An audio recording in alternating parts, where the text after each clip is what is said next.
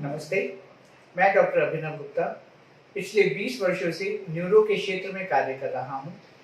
आज मैं आपको ब्रेन, न्यूरो व स्पाइन से रिलेटेड कुछ बीमारियों के बारे में विस्तार से जानकारी दूंगा, जिससे कि आप उन बीमारियों का इलाज स्वयं कर सकेंगे और अपने रिश्तेदारों, दोस्तों का इलाज सही समय पर करवाकर उन्हें एक लंबी व स्वस्थ जिंदगी प्रदान कर पाएंगे।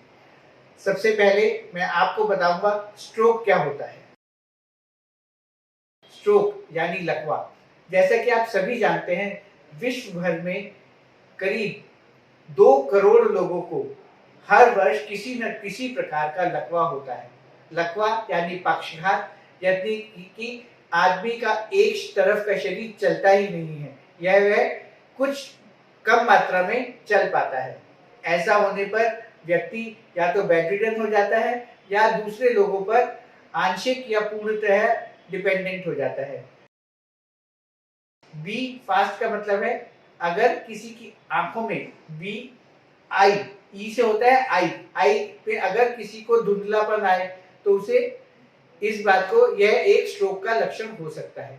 फास्ट मतलब कि एफ का मतलब अगर किसी के फेस पर एक तरफ की तरफ झुक जाए या उसे कुल्ला करते समय पानी एक तरफ जा रहा हो या सामने वाला कहे कि आपकी आंख तो बंद ही नहीं हो रही या वह पलके झपका ही नहीं पा रहा है, तो ये फेस पर लकवा होने की संभावना को दिखाता है। ए आर्म, एक हाथ या एक पैर, उसमें किसी भी प्रकार की कोई कमजोरी आ रही हो, व्यक्ति बेड से खड़ा ना हो पा रहा हो या फिर उसको चलने में या हाथ से किसी चीज को उठाने में उसको कमजोरी का एहसास हो या वह कार्य कर ही नहीं पा रहा हो, यह भी लकवे का एक लक्षण हो सकता है। एस यानी स्पीच, स्पीच के अंदर अगर व्यक्ति को कुछ आवाज ही नहीं निकल रही या उसकी आवाज में लड़खड़ाहट है या वह जैसे बोलता था वह कैरेक्टर चेंज हो गया है, यह भी लकवे का कारण या लक्षण है।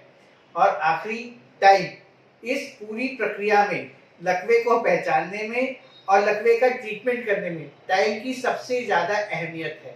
तो इसलिए हमें जल्दी से जल्दी इस व्यक्ति को अस्पताल ले जाना है और उसका पूरा इलाज करना है।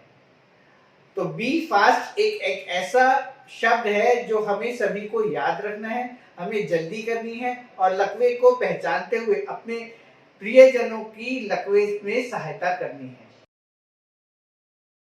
अब मैं आपको बताना चाहूंगा कि अगर किसी को लकवा हो जाता है या आपको लगता है कि मरीज बेहोश हो गया, उसे लकवा हो गया, तो हमें करना क्या है।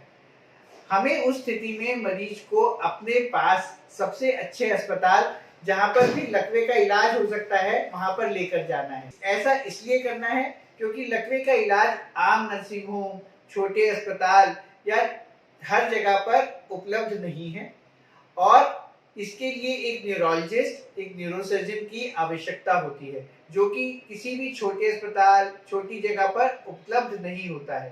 साथ ही हमें एक ऐसी जगह पहुंचना है जहां पर सीटी स्कैन की व्यवस्था हो। कम से कम जाते ही व्यक्ति का सीटी स्कैन, दिमाग का कंप्यूटर टोमोग्राफी, एक आम सा एक छोटा सा टेस्ट है जो कि आजकल किसी भी अच्छे अस्पताल में उपलब्ध है। एक सीटी स्कैन करना है और देखना है कि व्यक्ति को कहीं लकवा हुआ है और वो किस प्रकार का है। लकवे की स्थिति में 2 प्रकार के होते हैं। एक, या तो खून बह जाता है जिसे हम कहते हैं हेमोरेजिक स्ट्रोक, मतलब कि किसी व्यक्ति की खून की नस ही फट गई और उसमें से खून बह गया और उसने दिमाग के उन हिस्सों को लकवाग्रस्त कर दिया जहां पर कि वो खून भर गया। दूसरी प्रकार का लकवा होता है जिसे कहते हैं इंफाक्शन या थ्रोम्बोटिक स्ट्रोक। इसके अंदर क्या होता है कि व्यक्ति के जो खून की नाड़ियां हैं उनके अंदर एक खून का थक्का फंस जाता है और उस थक्के की फंसने की वजह से आगे ब्लड सप्लाई बंद हो जाती है। जब ब्लड सप्लाई बंद हो जाती है तो उस वजह से व्यक्ति को उस ब्रेन का पार्ट अच्छे से कार्य नहीं करता है और जब वह कार्य नहीं करता है तो व्यक्ति को उस हिस्से में लकवा हो जाता है। अब हम किसी अच्छे अस्पताल पहुंच जाते हैं तो उसमें सबसे इम्पोर्टेंट बात यह है कि लकवे का इलाज जल्द से जल्द होना चाहिए। तो जल्द से जल्द होने के लिए हमारे पास जो पहली टाइम विंडो है जिसके अंदर लकवे का इलाज सबसे अच्छा किया जाता है, वह लकवा शुरू होने से 4.5 घंटे का है। तो अगर किसी व्यक्ति को हमें सबसे अच्छा ट्रीटमेंट देना है तो उसे जल्दी से जल्दी अस्पताल पहुंचना है। मे बी 1 घंटे में पहुंच जाए, ज्यादा से ज्यादा 2 घंटे में पहुंच जाए सिम्टम्स अपीयर होने से। अगर वह पहले 4 से घंटे के अंदर किसी अच्छे अस्पताल में पहुंच जाता है, जैसे हमारे अस्पताल बालाजी अस्पताल में हमारे पास 24 आवर्स स्ट्रोक टीम है, तो हम आते ही व्यक्ति का सीटी स्कैन करते हैं, कुछ ब्लड टेस्ट करते हैं, और हमें जब पता चल जाता है कि व्यक्ति उस टाइम विंडो में है जिससे कि इसको ट्रीट किया जा सकता है, तो हम जल्द से जल्द वो दवाइयाँ शुरू कर देते हैं। दवाइयाँ कुछ महंगी जरूर हैं, पर जिंदगी से ज्यादा तो नहीं।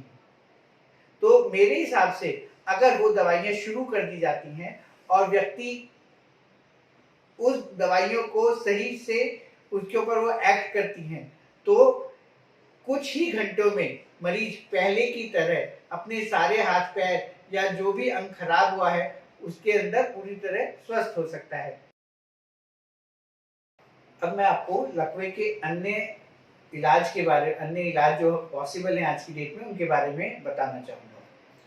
मान लीजिए किसी व्यक्ति को लकवा हो जाता है और वह पहले 4 घंटे में उसका इलाज नहीं करवा पाता है, दूरी की वजह से या किसी सुविधा के ना उपलब्ध होने की वजह से, तो उसके आगे भी लकवे का बहुत प्रकार से इलाज किया जाता है। और जब हम एक अच्छे अस्पताल में पहुंच जाते हैं, तब वहां पर से इलाज की अन्य पद्धतियां जो हमारे पास उपलब्ध हैं, उसमें एक तो है इंटरवेंशनल न्यूरोरेडियोलॉजी। इंटरवेंशनल न्यूरोरेडियोलॉजी में जो किया जाता है वो व्यक्ति के धमनियों के थ्रू या आर्टरीज के थ्रू हम ब्रेन तक पहुंचते हैं, और वहां पर जो थक्का जमा हुआ है उसे खींच करके पेनम्ब्रा डिवाइस या किसी अन्य प्रकार की डिवाइस के द्वारा उस थक्के को खून की धमनी में से निकाला जाता है। उसके निकलने से ब्रेन का ब्लड फ्लो उस हिस्से में प्रॉपर हो जाता है और व्यक्ति को लकवे से निजात मिल सकता है। या अगर पूरी तरह ठीक नहीं भी होता है तो 70, 80, 90% तक ब्लड सप्लाई अगर रिस्टोर हो जाती है सही समय पर, तो उसकी वजह से व्यक्ति अच्छा जीवन यापन कर सकता है। इसके अलावा अगर मरीज बहुत लेट हो जाता है और किसी ऐसे हिस्से में, ब्रेन के किसी ऐसे हिस्से में बहुत ज्यादा सूजन आ जाती है, तब उसमें सर्जन का रोल आता है, और सर्जन ऑपरेशन के द्वारा ब्रेन को सूजने के लिए जगह देता है। उस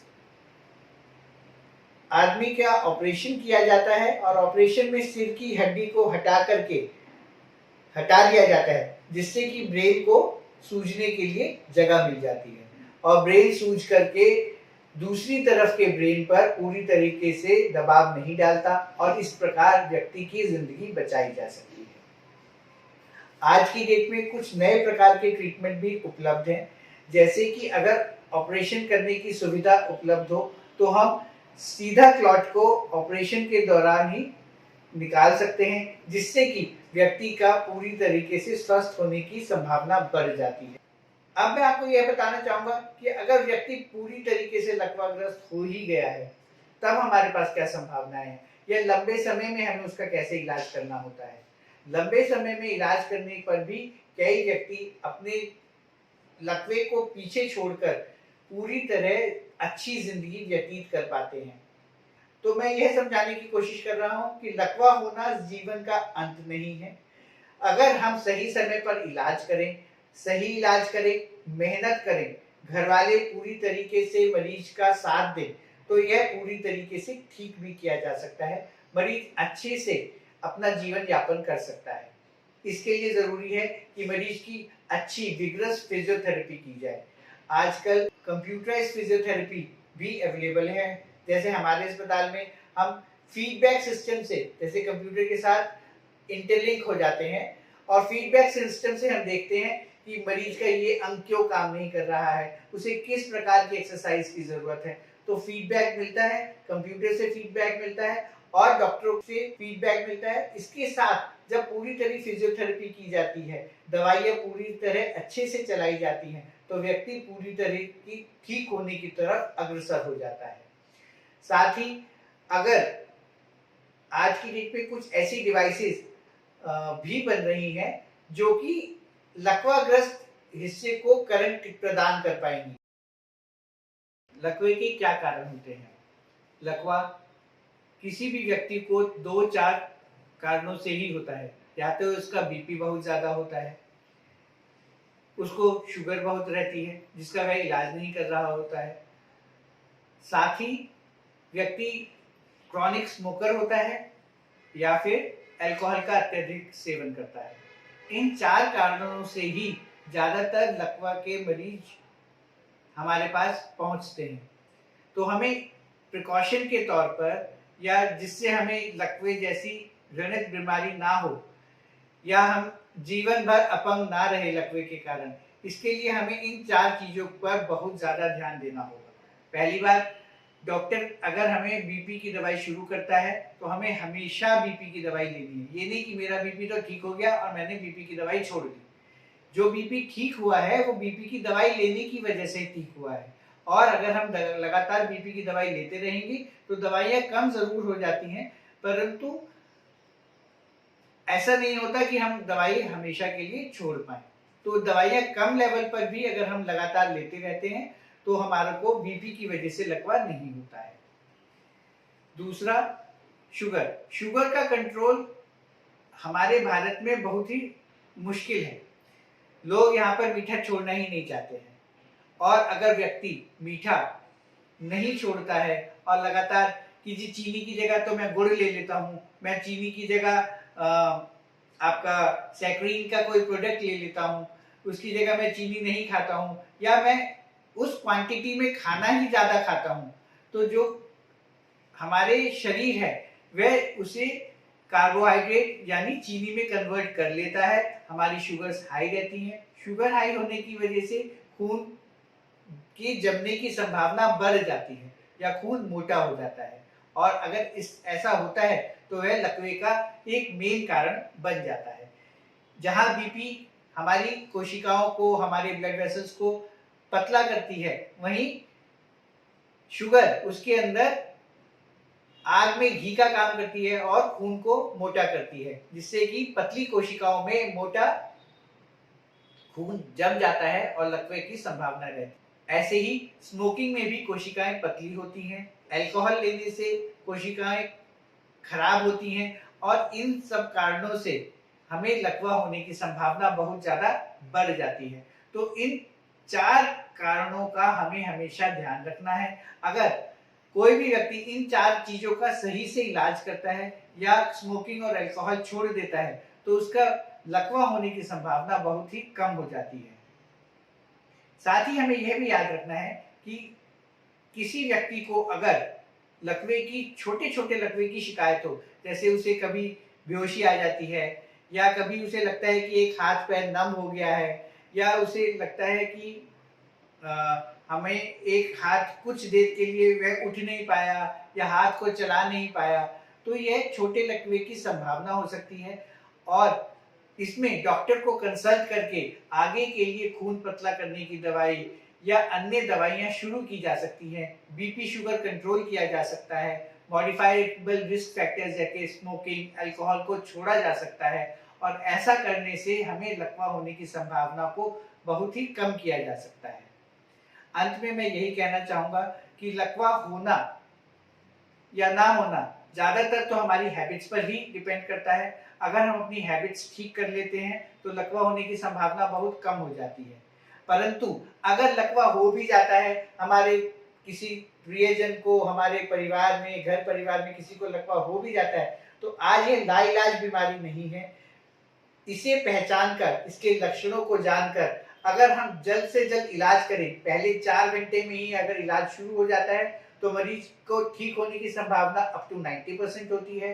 अगर बाद में लकवा पूरा हो भी गया है तब भी आज की डेट में ऐसे बहुत सारे इलाज हैं जिसमें मरीज को काफी हद तक, या यूं कहें फिर से 90% तक अपनी जिंदगी में ठीक किया जा सकता है और व्यक्ति अच्छी जिंदगी जी सकता है। तो यह सिर्फ एक भ्रांति है। हमें यह नहीं सोचना चाहिए कि अगर हमारी एज कम है तो हमें लकवा नहीं हो सकता। आज किसी भी एज में लकवा होता है, और सही समय पर इलाज करके या प्रिकॉशन लेकर के ही इससे बचा जा सकता है। जी। एक और मिथ जो आमतौर पर पाई जाती है वो ये है कि अगर मेरे पेरेंट्स को कभी लकवा हुआ तो मुझे भी लकवा हो सकता है। ऐसा हो भी सकता है और नहीं भी। ये आनुवांशिक तो नहीं है कि जेनेटिक डिसऑर्डर तो नहीं है कि लकवा हुआ तो जेनेटिकली वो आपको भी होगा, परंतु बीपी व शुगर बहुत लोगों में आनुवांशिक या हमारे पेरेंट्स में अगर बीपी ज्यादा रहता है या शुगर ज्यादा रहती है तो हम में भी बीपी व शुगर की बीमारी हो सकती है, जो कि दोनों ही लकवे के कारण होती है। तो हमें ऐसी बीमारियों को जल्द से जल्द पहचानना है और उनका इलाज सही समय पर करना है। और जो प्रिकॉशंस मैंने भी आपको बताए हैं, बीपी शुगर, उनका अच्छे से कंट्रोल करना है। प्रिकॉशन लेते हुए हमें लकवा होने की संभावना को ना के बराबर करना है।